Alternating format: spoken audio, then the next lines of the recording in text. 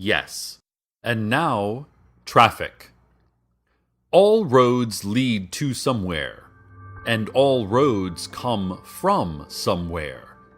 And in between they are a snarl and curve, a twist and a bend. Where are we going? I mean, metaphorically. Where are we coming from? I mean, literally. Is it possible to stop or turn around? And if not, what does that mean for the latest polls and economic reports? Ladies and gentlemen, Route 800 is looking clear in both directions. The old dirt road to the small wooden shack is backed up at least 30 minutes. There, now you know.